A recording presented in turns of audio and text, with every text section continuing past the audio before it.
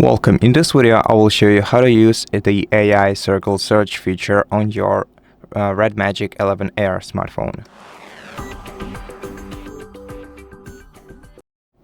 To use this feature on your smartphone, you have to hold your finger down on either the navigation bar at the bottom of your screen or on the home button if you have the manual navigation bar at the bottom.